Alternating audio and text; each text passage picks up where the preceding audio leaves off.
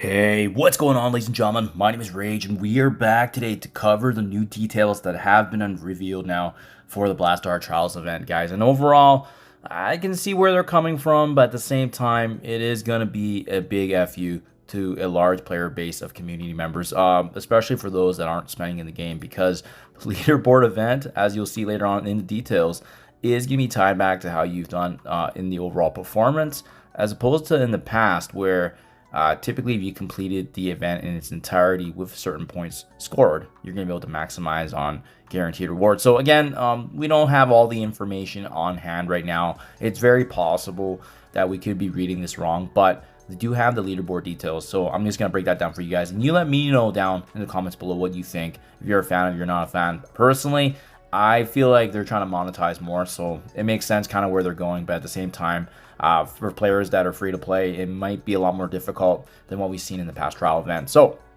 this is nice. This is good clarity finally on seeing what the missions are exactly going to look like. We saw in the data mines a little bit of a teaser, but to be quite honest, it wasn't clear in the data mines specifically with the breakdown. So now this officially confirms it. So it looks like regardless of which difficulty, and keep in mind there are going to be 10 difficulty levels for this trials event, very similar to what we've seen in past events. Missions 1 and 2 not having any restrictions. And then interestingly enough, I like the fact that missions 3 and 4, you can use your full arsenal of Conquerors in addition to Blastaar and Quasar. So for those of you that built up Quasar like myself for Age of X, he's going to be a very great investment for the continuation of these trial events. And keep in mind, they are going to be changing some of these traits going forward as they release more of the Chapter 2 traded characters and whatever's getting captured in that Conquerors tag. So missions 3 and 4, Conquerors, Blastaar, Quasar, great mix right there. No one should have issues. Then following that, missions 5 and 6 requiring Fantastic Four in addition to Blastaar or Quasar. Once again, if you've already built up Fantastic Four, that means you probably won't be needing anything up until mission 7 and onward, which is going to require a mixture, as you can see, of Fantastic Four in addition to Hellfire Club or Blastaar. And then finally, it's the Hellfire Club and Blastaar. And that's probably going to be the hardest two missions to go through just because of the limitations and obviously only really having two teams.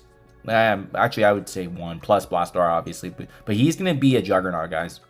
Something we haven't seen as well, and they touched on it briefly, is that Blastaar is going to have some inherent permanent mods to him, so he is going to be a lot stronger than the current version that we have in game right now. So that's interesting. Obviously, they want all of us to invest in him. He is going to be the key to this event. So if you want to do well in this event, it's going to be hard to accomplish that, and obviously doing it without Blastaar, especially given the number of bonuses he's getting as part of the permanent stuff, but as well as anything that you've added in terms of the packs or other scourges, if you will. So this is fine, right? Now, this is where there's going to be a lot of noise and contention from because, again, this is preemptive, but there might be some changes along the way before it officially gets released. And because this information is coming out now this week, it's very likely that this trials event actually does get released next week. So just be on the lookout for that, guys.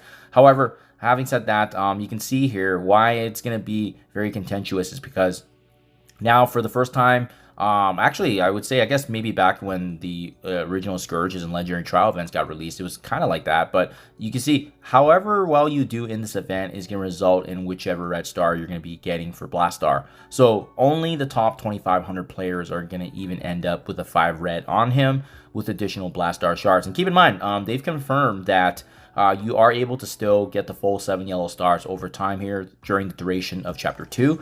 This is just really a way to expedite that, right? So for most of us, we should have a 4 getting close to a 5-star at Blastaar. And obviously, this is going to definitely add a sizable uptick, especially if you're in the top 250 players. As you can see, the 7 yellow star on Blastaar token, that actually saves you gold and training materials because they will not need to invest in that, as it's a guaranteed upgrade all the way to the max, in addition to the 5 red that's available once again only for the top 2,500 players.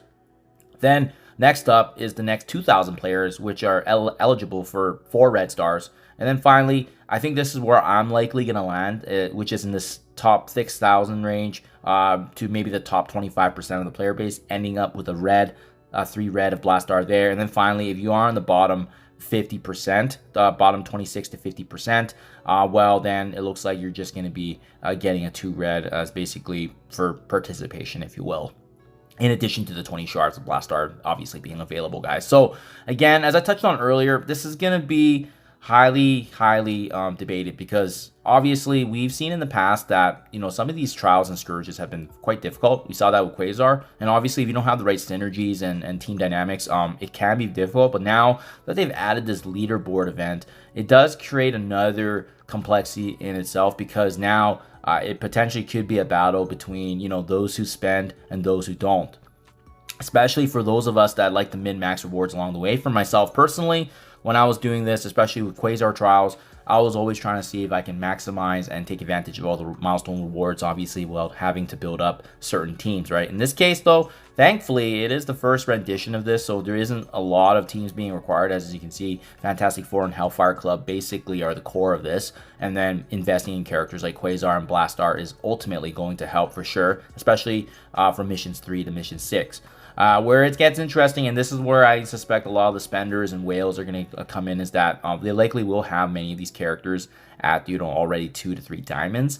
That's ultimately going to be playing a factor here in terms of the score, right? Because the score ultimately is tied back to the leaderboard, and then again, the leaderboard ties back to the rewards that you get. Something else that's a little different and new as well that we saw with the release of this is that there's going to be these new mods.